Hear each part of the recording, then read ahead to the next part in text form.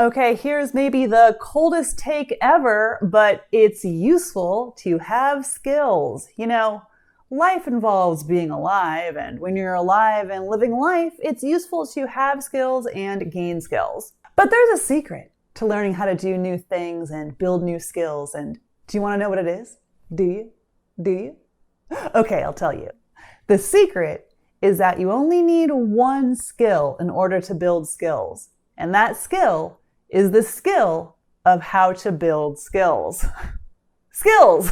And like most one-liner kind of life explanation things, this is both annoyingly simplistic and deeply profound. But if you've never thought about this, if you've never asked yourself and inquired, it's worth doing. Ask yourself, what does it take to build a new skill? Separate, of course, from all the specifics that are really just about that skill. I've thought about this a lot for many years, and I've broken it into 3 parts that I think pretty much cover everything. 1, you have to understand that skill building takes time. 2, you have to understand that skill building is a series of microscopic iterations towards mastery. 3, you have to understand that skill building is inherently frustrating and that if you don't understand how to control your emotions throughout the process, it's going to take longer and be more difficult for you. Okay, so step 1, skill building takes time. Yes, everyone starts out at a different skill level. If you give 100 people the same starting task and say, go for it, you're going to have a wide variation of answers. But I feel like school especially trains you for this to kind of be more reliable, or for you to be like, well, then that means this person is good and this person is bad at whatever task. And if you learn enough skills and kind of stick around long enough on Earth, you'll realize that this is actually not the case, and that very beginning part is almost completely irrelevant. I'd say the only place where it's really relevant is that it then encourages you, if you score high, to keep going, or discourages you if you score low. Besides that, I'd say where you start out at a skill is it's just such a small percent of what actually matters. I will make a lot of claims about skill building, but one of them I will never make is that it doesn't take time. And the more you extend this time, the more irrelevant the start point began, because the people that are getting really good are just so many years away from that start point that it's almost like you just kind of stretch it out and you're like, oh, right. Those starting points were all essentially the exact same. There's no getting around the fact that skills are gained month over month, year over year, and that brings me to my next point, which is that skill building is really nothing more than a series of microscopic steps towards perfection. So this thing about skill building just being a series of tiny, tiny steps, what do I mean? Gosh, what don't I mean? This isn't just skill building, this is like life, but that's not for this video. This video is just about skill building. I think if you talk to anyone who's gotten really good at something or really good at a few things, they'd agree with me that and this is this quote that my improv teacher said to me that I always think about it. But basically, he was saying you should always take risks on stage. And he said, don't worry about having a bad scene, because he was like, I've had more bad improv shows than you've had improv shows. When you are really in the thick of learning a skill and getting better at something, and when you've been doing it for years, now, don't get me wrong, you're doing it for the end products. That's the goal. That's why we were learning this thing in the first place. But the end product, in a way, almost becomes irrelevant, because what becomes relevant is then the next end product. If you're learning a skill and you're applying it, then you're going to have lots and lots and lots of different end products. And so you realize that in a way that kind of washes out all of the end products. None of them really matter. Sure, we published this thing or released this thing, but it's always going to have flaws. It's never going to be perfect. All we can do is make the next one a little bit better. I think that's the key sentence. All you can ever do is make the next one a little bit better. At the beginning, sure, you can make leaps and bounds because you're learning things. And so you can have someone teach you this wisdom that's been around for hundreds of years. And you're like, now I know the wisdom. And then you get this much better. But if we're talking about skill building where we're going to become really good at something, eventually you're going to have learned all those basic lessons. And it's time to just do slow iteration and get better and better and better this way.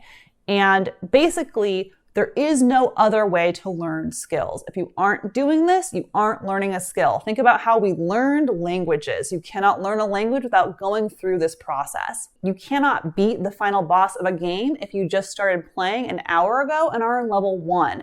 And you wouldn't look at that person who lost to the endgame boss and say they're bad at the game. You'd say, they're a beginner at the game. So maybe there's no real such thing as being bad or good at a skill. There's just you're a beginner or you're slowly along the path to expert. The number one thing that blocks people is them underestimating the grind. They want to be making these progresses like this, and it just doesn't work like that. The grind is intense. You are underestimating the grind. You will never, no matter how many skills you build, be able to accurately assess the grind. You will only learn to know I know that I do not know how much grinding it takes to get to that point. If you haven't checked out the film analysis YouTube channel, Every Frame of Painting, definitely do so. They have some really great videos, and their final essay that describes the process they use to make these amazing videos is one of the best analyses of the grind that I've ever seen. In this essay, they reveal that the average length of time it takes them to edit, not anything else,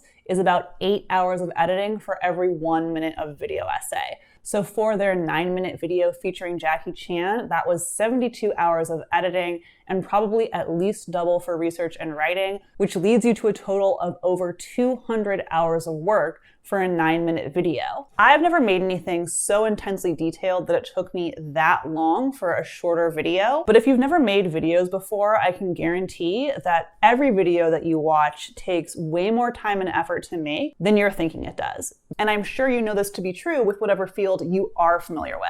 That the people without those skills would simply never guess that it takes you the amount of time that it does take you to complete certain tasks. And lastly, if you can't manage your emotions or don't think about them at all during this process, it's all going to be slower for you and it's not going to work as well. Because unfortunately, even though almost everybody can learn almost every skill, everyone is really going to get stuck in that grind. And no one purely loves the grind. We all have a love-hate relationship with that grind. We all wish that it didn't take 72 hours of editing for a 9-minute video, but it does.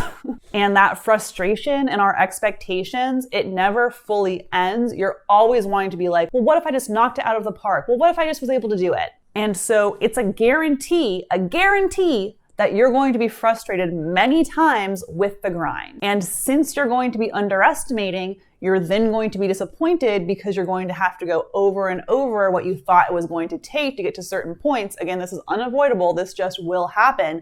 So then when you are frustrated, you're going to have to get to the point where you can be like, okay, I'm frustrated. Now what? Because sometimes if you're frustrated, you can stop. It's really easy to want to stop doing something completely forever, or even just in the moment where if you are able to say, okay, ooh, I'm feeling frustrated right now. Okay, what do I do? And you have a couple things you can do when you feel frustrated, then you can actually get over that quicker. And even if you don't return to work right now, when you do, it's not going to be last time I stopped working, I did it because I was defeated and frustrated. It's going to be I stopped working because I was getting a little bit heated, but then I calmed down and I know I got this. I'm going to go back in. And when I'm going to go back in, I'm going to be hit with the grind again. And that's okay. And if you're watching all of this and you're thinking, I don't know, I bet I can weasel out of these steps. I mean, good luck. Feel free to try.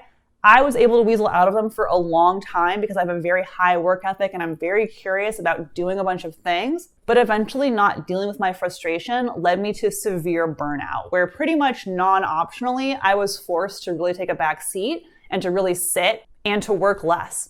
And to work less, I couldn't be losing any time of being in a rumination cycle and being like, fuck this, I can't believe it, da, da, da, da, da. Like I didn't have the time. I want to get stuff done. And also as I get older, I want to feel good while I'm doing it. You know, I pushed myself all the way through high school and college to get really good grades. I felt miserable pretty much every time I was studying. I felt really good when I got the A. That felt awesome. But eventually, even just pushing and pushing and pushing, if you have these other things, it is not your ideal pathway. Your ideal pathway is not to motivate yourself through a sense of fear, because fear will help you get over the frustration. I was very frustrated. I didn't really want to be learning chemistry, but my fear of dropping out of college and losing my scholarship was such a motivator that I just pushed that frustration aside and learned the chemistry anyway. But then as I got older, I said, do I really want to have the only reason that I can do this hard work because I'm terrified and I've learned how to ride myself, like, you know, almost like picture yourself as like the horse and the person on the horse, and you're just like whipping the horse and being like, do it, because if you don't, you're bad, you're bad, you're bad. Like, I just didn't want to live like that anymore. And actually, that's a lie. I was perfectly happy. I just had a mental breakdown and could not continue. So I guess way underneath all the layers, I didn't want to continue. And eventually the rest of the layers of me forced myself to stop by severe problematic burnout that I had. So yeah, that's my skill building tip. Learn how to develop the skill of building skills. And seriously, the rewards are just so vast. Probably everything I've talked about in this video was the ultimate lesson I got from grad school. I technically learned chemistry, but that's long gone. What I mostly learned is that anyone can teach themselves anything. And then YouTube is here now, so you really have someone that's also going to sit there and teach you how to do it. They can't be in the room with you. They can't motivate you personally, but it really is a big help. I just love learning skills. I feel like it's such a fun thing to do. It's like we're stuck on this earth. Let's occupy our time with like interesting things that feel meaningful, that have the chance to reach other people or bring ourselves a better life, or really just anything you want, just to create beautiful things to relax. I love building skills. It's so much fun. Maybe I should do a positive video where I just talk about this stuff and don't just like rant about taking care of your emotions. So food for thought. And yeah, all right, have fun out there, and please drop in the comments. What skills do you have? What skills do you want to have? What are you working on right now? I want to hear what's going on. Okay, bye-bye.